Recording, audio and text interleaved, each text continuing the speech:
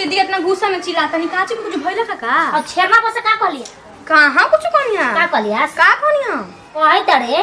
के हुनकर लइकिया लेके मौसवे के चल गले भाई आई हे तई बताओ माने मौसा कतनो होई त बाप दाखिले आजी हम उनका से सब बात काहे को हम जी हम इसे कुछ बात नहीं कहले नहीं किस कहले माने वो कहते कि हमर बेटा भतार के क्रिया खिवैले बिया आई हे उनका से भेंट भइला खा लेकिन हम खाली ऊ कहलिए का चम बोला नहीं हमका तू के त यहां का चुगल हट नहीं खी से ए जी देखिए बात के समझ ली ठीक नु हमका से कुछ ही सब बात नहीं कहले खाली ऐसे ही समाचार बोलनी हां ऊ खुद कहने के तनी घर सुन तनी हद मत पार करस तोर ननद रहौ त मुंह से हर कने का फरार हो गलो ए देखी ना हो गलो ए देखी ना पहले बात के समझ लिया सास रहौ त मियां के रखलो तोर हो गलो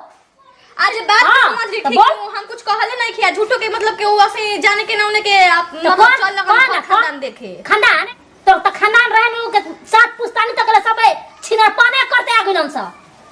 पहले बातिए के तो समझ ली हम कुछ कहले नहीं ठीक तो बेटा के क्रिया खो दो नहीं की कहले क्रिया खाई तो भतार के क्रिया खो ये मतलब हो कोनो झूठ सच कहा क्रिया खो भतार के बेटा के हम कहले नहीं कि त का झूठ बोली